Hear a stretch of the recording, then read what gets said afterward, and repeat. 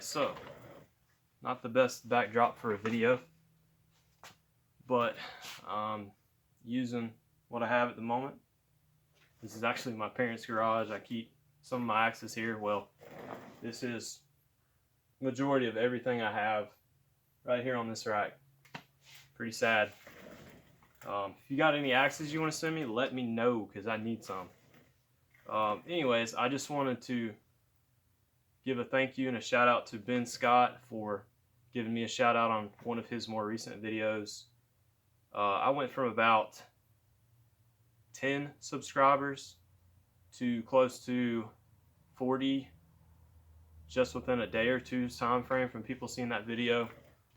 I mentioned it to him a while back when I first started this channel to see if he'd give me a shout out, and it caught me off guard a little bit when I saw it, so I was happy and grateful to see that he had done that for me, and I was glad to see people coming over and seeing what I've got and possibly getting interested in what I'm doing and what I'm planning to do. So thank you, Ben. And I recently saw that the whole cordwood challenge thing, Ben is kind of stepping off of that podium and handing it over to Kevin Kevich. I don't take part in the cordwood challenge, and I don't document stuff that I'm doing when it comes to axes and chopping trees down and splitting it and everything. The main reason for that is all of the firewood processing done in my family, it goes to a stove. My grandparents heat their house and their workshops and stuff with wood stoves.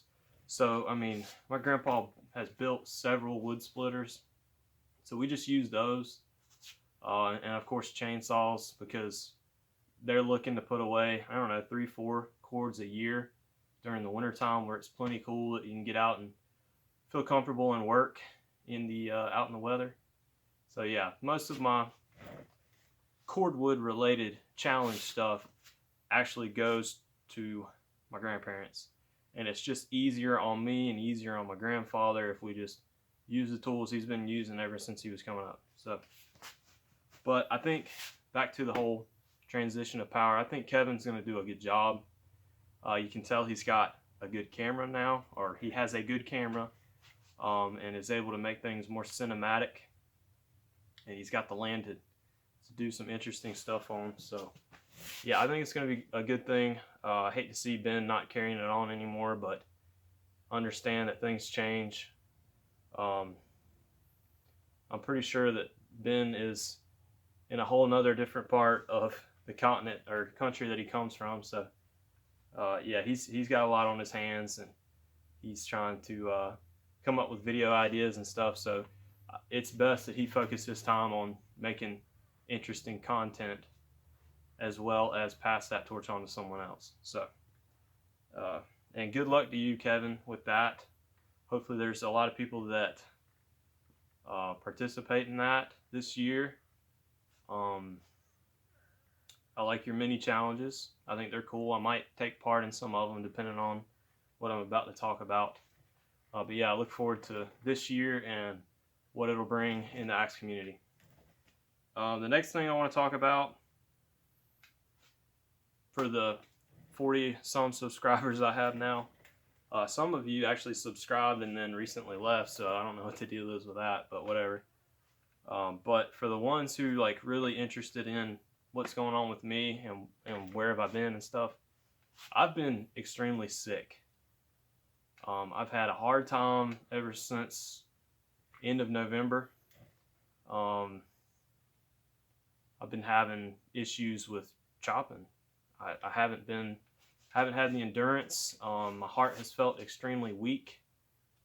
I get exhausted too quickly, and all that has led to severe anxiety and other health issues that we're still trying to figure out. But yeah, it's just chopping for me hasn't been fun here lately because I can't do it.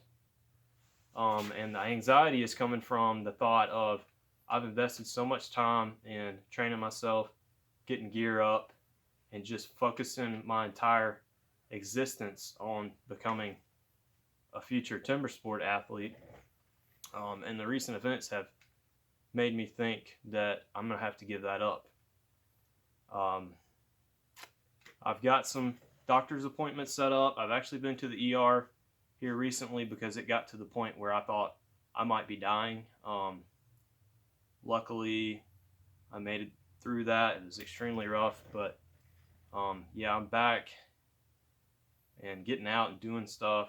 So, and before that happened, before the major episodes that have recently happened, before that, I've been working on a few little projects for other people, axe related.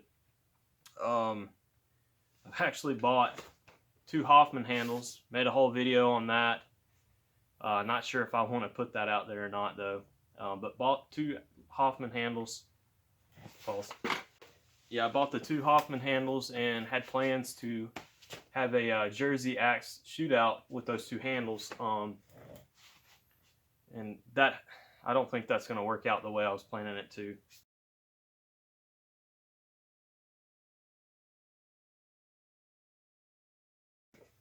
So it's looking like right now I have 2 32-inch hickory Hoffman handles still in the box. I did take them out, but they're back in the box. So hopefully these aren't too curvy, if you know what I mean.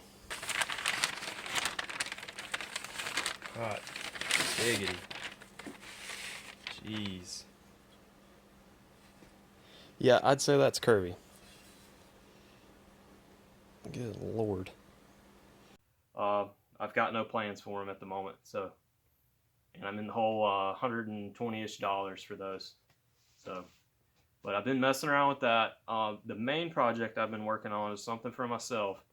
At my grandparents' property, where some of my video content and where the actual first video on this channel were shot. Over there at their property, they have an old stick-built barn thing that my grandpa built in the 70s out of stuff he was able to gather from other folks, like telephone poles and street sign posts. And it's actually pretty well built. There's a lot of rough cut oak lumber, a lot of white oak lumber that's in it. But I am converting that barn into a workshop. And the reason for that is I'm most likely going to get the land one day. I don't want to tear the barn down. It needs some upgrades and updates to it. But I don't have enough land here at the house I'm living at right now to build something like that, or to be able to like run chainsaws and go all through the night making tool sounds and whatever, grinding on stuff. So over there, they've got quite a bit more property, a little more spread out. And it's there. Like, I don't have to buy it. I don't have to build it. I can just turn it into what I want with what I have over there. I've got tons of tools. I've got a lot of lumber already set aside. Some reclaimed lumber from the barn itself that I've torn down. And that's been a huge project. My grandpa's a bit of a hoarder, so I've been moving a lot of stuff out of there. And there's a lot of remnants of barn animals in there, such as like manure buildup in the floor and stuff. So, but I've been working on that. It's going to be something that's going to help this channel out, because I'll have a nice wide open space to work. I can make noise out of, and I can make it my own rather than having just one little work table over there on that side of the garage and then one little axe rack and a shelf over here. This is literally all I have here at this house that I can do anything with, is my table, this shelf, this rack, and a little training deck that I built out back last April and May. So I have been busy, just haven't been keeping you guys up to date on that. So current project, you're about to see something I've been piddling with since May or June of last year, 2020. Just something I've been taking my time with. Can't really make up my mind, but I'm getting to the point where I want to finish it and want to go ahead and start using it. And you'll see that shortly. I've been working on one of my grandfather's splitting mauls. It's an 8-pound Japanese style with the tool eye in it, the round eye, which I'm not a fan of those type handles, but I've got a feeling that it's going to be quite the splitting maul, especially for the bigger, harder stuff that we have here down in the southeast.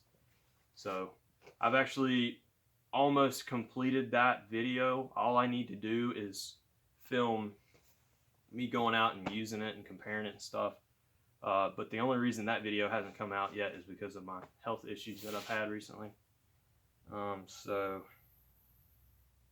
that's pretty much it when it comes to current projects. And then future projects, I'm wanting to get my hands on some different handles for those 2 jersey pattern axes, so I can do a comparison between those and modify the one that I think needs to be modified to make it a better contender. So hopefully I'll get that squared away soon. And a project that'll probably be coming up sooner rather than later is I have a race axe project that I'm going to be working on. Now, it's not your typical, let me go to TUI and call them and see what they say I need, or getting a China here or whatever, 64, none of that. It's a Council Tool 6-pound axe. I don't remember what the actual name of it is, but it's a 6-pound axe head on a 32-inch handle. I've got a friend that I work with and who's in another forestry program. He is wanting to get into the Timber Sports Club or the Lumberjack Club for the college, and he needs something to train with. When I told him how much it's going to cost to get a China training axe head, or to find one on eBay, or find somebody around here, he was like, yeah, I don't believe I can do that. I don't know if I can afford that. And then I told him how much some of the handles cost, a race style handle. He's like, yeah, I definitely can't do that. So I was able to find on some random website a 6-pound Council Tool. It's just a Dayton style, I reckon. It just looks like a big 2 1/4 boys axe. Just looks like a massive version of that. But I found that for him. It was at a decent price. He was comfortable with it. We might be able to make that 32-inch handle, the stock handle, work. If not, I can probably get a training handle for him for around $25 or $30. And he'll be in the axe about, I don't know, $70 to $80 and have a decent training axe. It's not going to cut the same as like a China with the widespread profile. It's not going to cut the same, but he'll have about the same weight, and hopefully the same length, so that when he does get a proper training axe in his hand, he will feel comfortable with it, and it won't be like learning something totally new that he's never done before. So he just wanted something to train his backyard with, and have me show him a few things until he can get back to school. And when COVID dies down, if it does, he can actually participate in some of the training, some of the events that the college will have across the southeast. So look forward to working on those projects and sharing them with whoever's watching.